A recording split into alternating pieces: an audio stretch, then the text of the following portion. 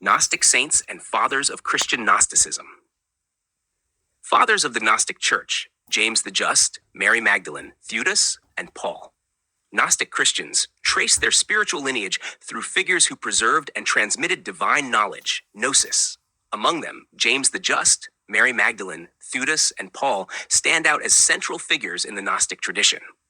James the Just, the brother of Jesus, was recognized as the leader of the early Christian community in Jerusalem. Acts 15:13-21. The Gospel of Thomas, saying 12, affirms his authority. No matter where you come, it is to James the Just that you shall go, for whose sake heaven and earth have come to exist. Mary Magdalene was also revered in Gnostic circles. The Gospel of Mary presents her as possessing deeper understanding than the male apostles, emphasizing her role as the recipient of Jesus' hidden teachings. Theudas, a lesser-known figure, was a disciple of Paul and played a crucial role in transmitting Pauline teachings to Valentinus, thereby linking Valentinian Gnosticism directly to the Apostolic tradition. Paul himself is sometimes regarded as a proto-Gnostic, given his emphasis on inner revelation, gnosis, and the contrast he draws between the spiritual and the material. 1 Corinthians 2:6-16.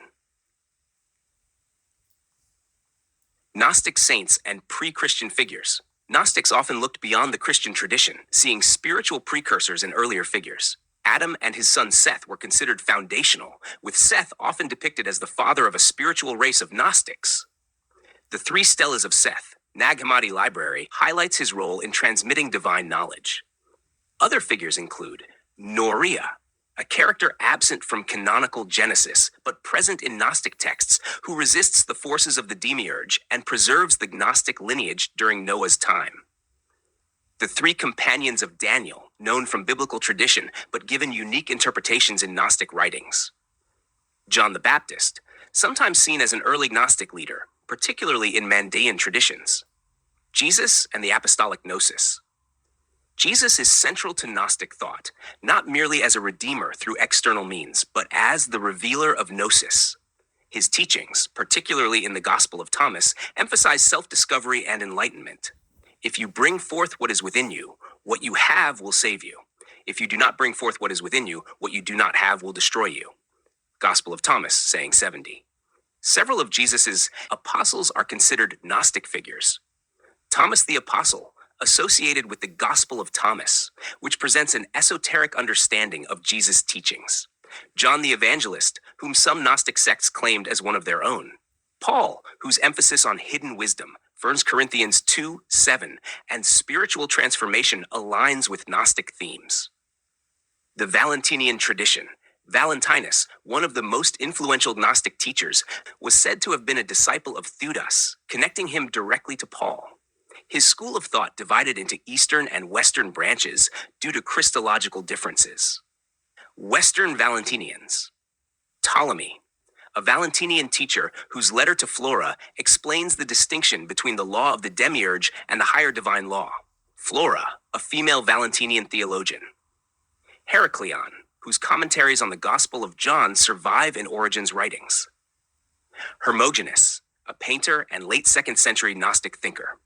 Monoimus the Arab, who developed a unique system of Gnostic thought. Prodicus, Secundus, Florinus, Alexander, and Theodomus, prominent teachers. Eastern Valentinians, Marcus the Valentinian, known for his use of gematria in Gnostic teachings. Axionicus of Antioch, active during Tertullian's time. Theodotus, whose teachings were preserved in Clement of Alexandria's extracts from the works of Theodotus. Ambrose and Candidus, Valentinian theologians of the 3rd century. Thecla, featured in the Acts of Paul and Thecla, is a key figure in early Christian and Gnostic traditions, portrayed as a devoted disciple of Paul. She rejected marriage, embraced asceticism, and performed self-baptism, autobaptism, as a symbol of direct communion with the divine. This act reflects Gnostic ideals of spiritual autonomy and personal revelation. Revered in Gnostic circles, Thecla is seen as embodying divine wisdom and spiritual independence, aligning with Paul's teachings about transcending the flesh and attaining spiritual knowledge. Rejecting the Catholic concept of saints. The term saint in Catholic and Orthodox Christianity refers to individuals canonized by church authorities, often after performing alleged miracles. However, the biblical term hagios, Holy One, simply denotes those consecrated to God. The early Christian understanding of holiness was not tied to posthumous veneration, but to divine calling in the present life. As 1 Peter 1 verse 3-4 states, "Blessed be the God and Father of our Lord Jesus Christ, who according to his great mercy has caused us to be born again to a living hope, to obtain an inheritance which is imperishable." The Gospel of Philip further emphasizes that holiness is intrinsic to the believer. The holy person is completely holy, including the person's body. The holy person who takes up bread consecrates it, and does the same with the cup or anything else the person takes up and consecrates. So how would the person not consecrate the body also? This passage rejects the idea that sanctity comes through external validation, instead affirming that holiness is inherent in those who receive divine knowledge, gnosis. Conclusion. The Gnostic tradition maintains a spiritual lineage through figures such as James the Just, Mary Magdalene, Theudas, and Paul. Unlike the institutional church, which claims authority through hierarchical succession, Gnostic Christians uphold an apostolic tradition based on inner revelation and divine knowledge.